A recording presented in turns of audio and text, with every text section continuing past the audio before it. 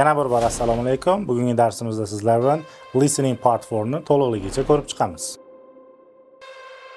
Map questions, ya'ni biz 5 tagina savolga mapda javob berishimiz kerak. Ya'ni shimol, janub, sharq, g'arb yo'nalishlarini bilib olishimiz kerak.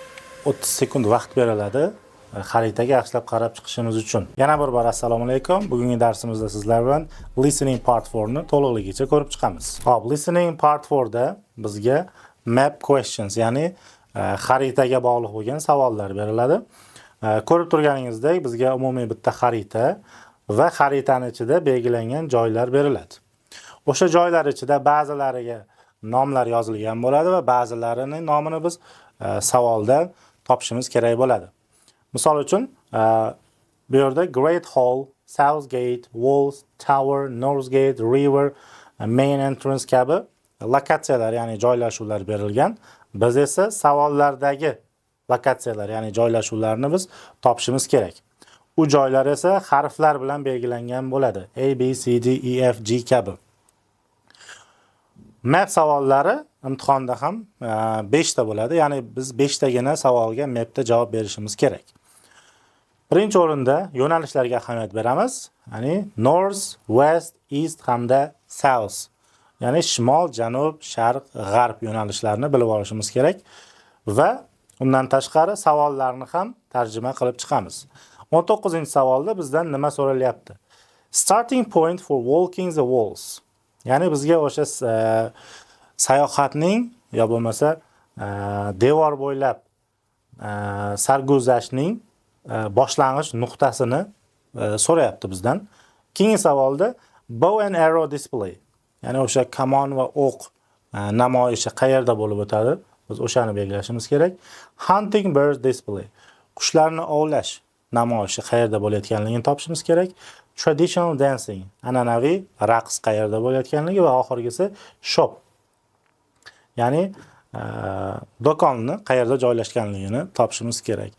Va shu narsani aytib o'tishim kerakki, biz mapni ishlashdan oldin map language, ya'ni xaritani ishlashga doir bo'lgan maxsus so'zlar bor. O'sha so'zlar bilan biz tanish bo'lishimiz kerak. Xo'p, ko'rib turganingizdek, bu language of location hisoblanadi. Ya'ni bizda map listeningni eshitayotganimizda va javoblarni topish uchun kerak bo'ladigan kalit so'zlar hisoblanadi. At the top, eng tepasida degan ma'noni bildiradi. At the bottom, eng pastki qismida. Ya'ni xaritaning eng tepasi, xaritaning eng pastki qismida. On the left, on the right. O'ng tomonda va chap tomonda. On the left chap, on the right o'ng tomonda. Left hand side chap qo'l tomon, right hand side o'ng qo'l tomon degan ma'noni bildiradi. To the north, south, east and west. Shimolga, janubga, sharq va g'arbga degan ma'nolarni bildiradi. North east, north west, south east and south west. Shimoliy sharq, shimoliy g'arb, janubiy sharq, janubiy g'arb ma'nolarini bildiradi. Opposite and across from. Ikkalasi ham qarama-qarshi tomonda degan ma'nolarini bildiradi. In front of, old tomonida, behind, orqa tomonida. In the middle, in the center. Ikkalasi ham o'rtada degan ma'noni bildiradi. Above, tepada, below, pastda. Inside, ichkarida, outside, tashqarida. Just beyond, a little beyond, just past. Bular shundoq yonida, shundoqqina o'tganimizda degan ma'nolarni bildiradi. Next to, yon tomonida, alongside, joined with, adjoining. Bu so'zlar ham yon tomonida degan ma'nolarni bildiradi. Part 4. You will hear someone giving a talk. Label the places on the map. There are 3 extra options which you do not need to use. Mark your answers on the answer sheet. You have 30 seconds before you listen to the recording. Xo'p, eshitganingizdek, bizga map listening audio eshitilishidan oldin 30 sekund vaqt beriladi xaritaga yaxshilab qarab chiqishimiz uchun. 30 sekund ichida biz nima qayerda joylashganligini yaxshilab bilib olishimiz kerak. O'tkazing hozirroq 30 sekundlar.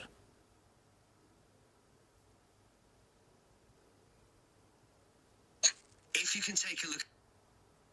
Now, we are ready to start.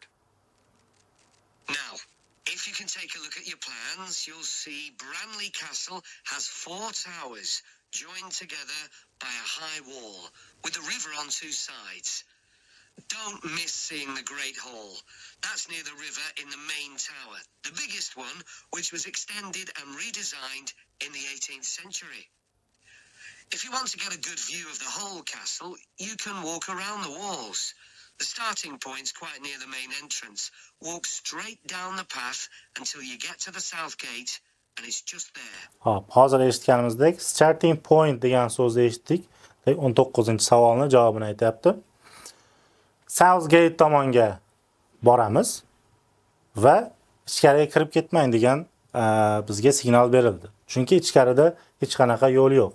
South Gate ning yoniga boring va o'sha joyda to'xtang. Bizda South Gate ning yoniga bordik va u joyda qaysi harf bor? H. Demak, 19-savolimizning javobi H bo'lar ekan. To the north gate, there's no way up from there. There'll shortly be a show in which you can see archers displaying their skill with a bow and arrow. The quickest way to get there is to take the first left after the main entrance and follow the path past the bridge. Then you'll see it in front of you at the end. Hop, eshitganimizdek the first left, ya'ni birinchi chap tomonda kelgan ko'chaga burilasiz deyishdi va over the bridge degan narsa bo'lmadi. Over the bridge degani ko'prikdan o'ting degani. Va past the bridge degan so'zni eshitdik. Past degani ko'prikning yonidan o'tib ketish. Over bo'lsa ko'prikning ustidan o'tib ketiladi. Past the bridge bo'lsa ko'prikning yonidan o'tib ketiladi va you will see at the end. Va oxirida siz uni ko'rasiz. Bow and arrow display yo'lning oxirida bo'lsa javobimiz D bo'lar ekan. If you like animals, there's also a display of hunting birds, falcons and eagles and so on. If you go from the main entrance in the direction of the south gate, but turn right before you get there instead of going through it, you'll see it on your right, past the first tower. At 3 p.m. Okay. Demak, main entrance dan yana boshladik. Yana south gate tomonga yuring va turn right dedi. O'ng tomonga burilamiz. O'ng tomonga burilganimizdan keyin you will see it right hand side. O'ng qo'l tomoningizda uni ko'rishingiz mumkin. Burilganimizdan o'ng qo'l tomonimizda faqatgina F mavjud. Javobimiz hunting bird displayga F bo'ldi. There's a short performance of traditional dancing on the outdoor stage. That's right at the other side of the castle from the entrance and over the bridge. Other side of the map, ya'ni xaritaning narigi tomonida degan so'zni eshitdik va over the bridge degan jumla ham eshitildi. Xaritaning narigi tomoni over the bridge o'tyapmiz va A. Javobimiz traditional dancingga A bo'ladi. It's about 10 minutes walk or so. And finally, the shop. It's actually inside one of the towers, but the way in is from the outside. Just take the first left after the main entrance, go down the path, and take the first right. It's got some lovely... Okay. Endi take the first left side, yana chap tomonga burilamiz. It is in the tower, ya'ni towerning ichida dedi. Mana dumaloqlar bizga tower hisoblanadi, ya'ni minora. Towerning ichida ikkita bor, C hamda E harflari. Chap tomonga burildik va take the first left, take the first right. Birinchi o'ng qo'l tomonga buriling.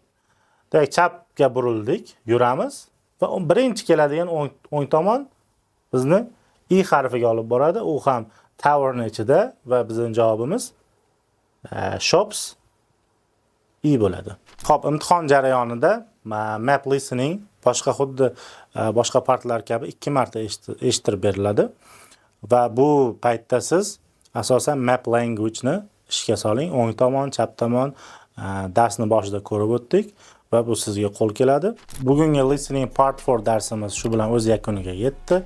Keyingi darslarda ko'rishguncha bizni kuzatib borish uchun sahifamizga obuna bo'ling.